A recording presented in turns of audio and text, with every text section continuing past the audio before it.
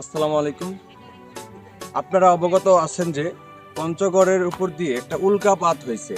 অনেকজন জানেন না, অনেকজন জানেন। আর অনেকজন কিন্তু আতঙ্কিত হয়ে আছে এখনো। এই উল্কাপাতটা কোথায় গিয়ে পড়লো? বাংলাদেশ পঞ্চগড় সীমান্ত দিয়ে কিন্তু ভারতে গেছে। ভারতে কোথায় গিয়ে পড়ছে আজকে এই ভিডিওতে বিস্তারিত জানবো। চলুন আজকে একটা জিনিস জেনে নিই। এমন এক ব্যক্তি যে সম্পূর্ণ নিজে চোখে দেখেছে, অনেকজন দেখেছে, এমন এক ব্যক্তির কাছে সে বিষয়টা আমরা জানবো। চলুন দেখে নিই। আচ্ছা ভাই, ওই যে আপনি যে আগুনটা দেখেছেন এটা কেমন? আমি সন্ধ্যা 7:20-এ হ্যাঁ, আকাশ দিকে তাকাইছি, নিচে পুরা আলোকিত দিনের মতো আলো নাকি? দিনের মতো আলোকিত হয়ে গেছে। হ্যাঁ।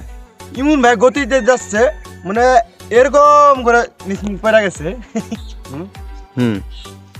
আচ্ছা, আসলে ভাই বিস্তারিত বলতে চাইছে যে যখন উল্কাপাতটা আসছিল, মানে কারো ঘরে কোণার থেকে উঠছে, কারো আবার অন্য জায়গা থেকে উঠছে, এরকম মনে হচ্ছে। আমাদের রংপুর তারাগঞ্জ বলে দেখা গেছে, এটা আমাদের পঞ্চগড়ের আশেপাশে, আমাদের ঢালগঞ্জ, দেবীগঞ্জ, এদিক দিয়ে আশেপাশে সম্পূর্ণটা দেখা গেছে। অনেক সময় আগুনটা অনেক বড়, অনেক সময় লম্বা, অনেক সময় আবার চিকন, এরকম আকৃতিতে ধনুক আকৃতিতে হয়েছিল।